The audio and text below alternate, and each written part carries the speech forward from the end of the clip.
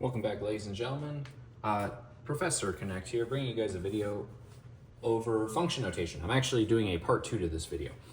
Why am I doing a part 2 to this video is actually to kind of help set up other ideas for later, because yes, I made the first video really short, and I want to make sure that I thoroughly cover this idea. That way, if you already understood part 1, you can kind of skip this part, or this is kind of like more so a setup for higher level classes like calculus, physics, pre-calculus. And so I want to actually give function notation as a little bit higher level understanding. The first thing I want to talk about is we talked about like f of x and what it means, but what the heck is g of x? And so these two are both different types of function notation.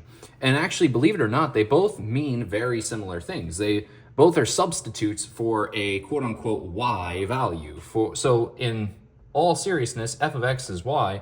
G of x just means it is another y value, but it is not the same y value as the first y value. It's not the same y value as f. So it's just saying that these two are different functions. So you might call this y2, just because it's a second y value. And this could be just as simple as, just like we said before, that this is equal to some function. You could say it's even equal to the function of, let's do 2x minus 2. And you might see why I picked that one here in a second, because that looks kind of like, I see what you did there. And maybe this guy is equal to, let's just do, this guy is equal to, for argument's sake, I'm just going to make this a random number. It's not going to be equal to this point down here. We'll talk about that point later. But this guy could be equal to, like, let's say, -3. So just something semi-random. So obviously I did something here on purpose. I made this equal to this. I made the function equal to 2x minus 2. If you look here, your y-intercept's -2. You're increasing by our rate. So remember that your slope is considered a rate. So we'll talk about that as well in a much later video.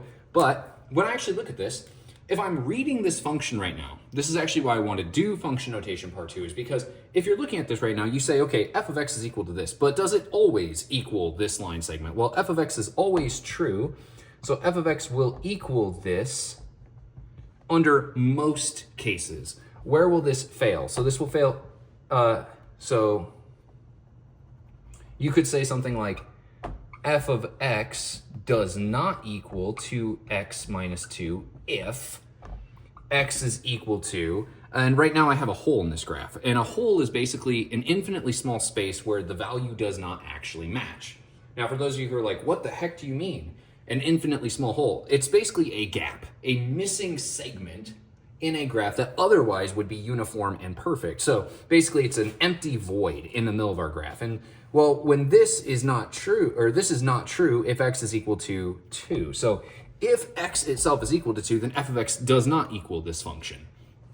Another way you might see this written, this is actually one way you could see this be written, but you could also see this be written as, you might see something like this, that f of x, and again, this comes back to a mixture of ideas. So again, I'm putting together ideas. So now you see the piecewise function notation. So f of x is equal to 2x minus 2. And you could say anywhere where x is not equal to 2. So anywhere that x is not equal to 2, so this should be not equal to 2. Anywhere that is the case, this value will hold true. So as long as x does not equal 2, that is fine. Now, if x is equal to 2, then we have a whole different situation up here. If I look at this, if x is equal to 2, well then this value must be a different equation. So this value is going to be, if x is equal to 2, the y value is going to be equal to -2. So now what I do, I combined function notation, something that we've seen before, with piecewise functions to be able to create a graph that basically is a segmented two-part graph. Now, the other reason that I'm talking about this now, and I'm not saving this for later, is because now I can do a little bit of interpretation here. If this is a piecewise function, if this is acting as a two-piece function, but it is actually one function altogether, well, then you can do something kind of neat with this, because what you can do is you can say, okay, so now if I have function notation and I know all this stuff, I'm going to do a couple things in red real quick, and I'm actually going to draw a line right here. And on the other side of this line, I'm going to answer just a few questions. So what if f then, in this case, what if f is equal to -1? Not -1, I'm sorry. We'll do f is equal to 0, because -1 actually doesn't show up on this graph. So if f of x is equal to 0, or if f is f of 0, what is f of 0 of this graph? Not f of x is equal to 0, but if f of 0 exists, what is my y value? Well, my y value is -2. Okay, so far so good, right? X, y, my coordinate system. Again, function notation review. If f is equal to 1, well, then this guy is equal to 0, because again, this is my x value I'm plugging in, that's my y value. Now, here comes the tricky part. What if f is being evaluated, what the function is being evaluated at the value of 2? Well, here's the thing. If I look at this graph, at 2 there's a hole, but at 2 there's also a given value. So what I would do is I would actually say that the given value for f of 2 is actually equal to -2 once again, because that's actually where the gap is. And so I actually come down here and evaluate that point. So, sorry about that. My cat decided that he was going to come down and just start meowing incessantly. He just wants attention. I'm not abusing my cat. But anyway, now here's actually the interesting part. And this is also the reason I want to talk about this, because now I can do a little bit of an introduction to a much higher level idea in a very nice and digestible way. And this higher level idea is, so now we know what f of 2 is, right? If I evaluate this at this point, then I come down to here. But what happens if you're asked a slightly different question? What if you're asked the question of what is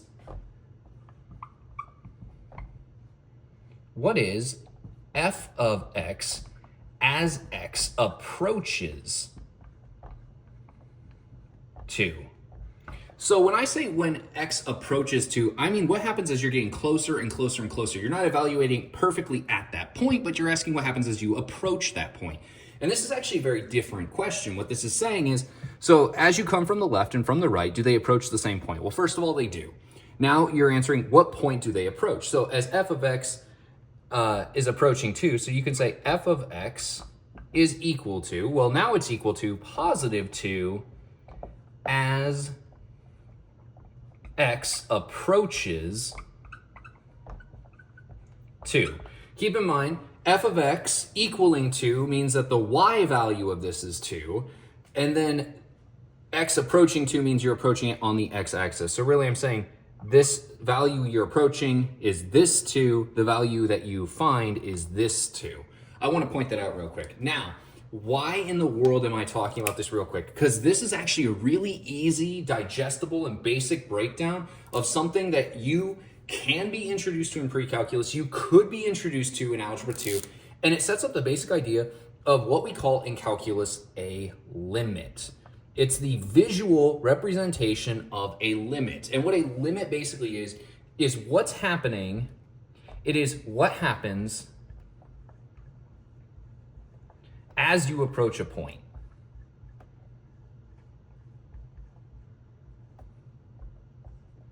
And I'm saying visually what is happening. This is not the only definition of what a limit is. It is just the visual, the easiest, most straightforward, in my opinion, definition that I can give to a student, even of Algebra 2, maybe even of Algebra 1, if they understand what function notation is and they know how to read a graph, you can actually build this idea early. And so this was actually a good way for me to introduce a couple different ideas, recover piecewise functions a little bit, connect it to function notation a little bit, connect review examples, as well as set up an idea for a lot later that might actually help students who are on a little bit higher level path understand something that normally is actually a pretty complex topic, being a limit, which is nothing more than evaluating a graph if you're doing it graphically. It's nothing more than evaluating a graph and what the graph is doing. Okay, so that's going to be the end of this video. I hope you guys enjoyed this video. If you do, make sure that you leave a like, share the video with someone, and I really do hope it helps. If you have any questions, leave them in the comments down below, and I hope to see you guys in the next video.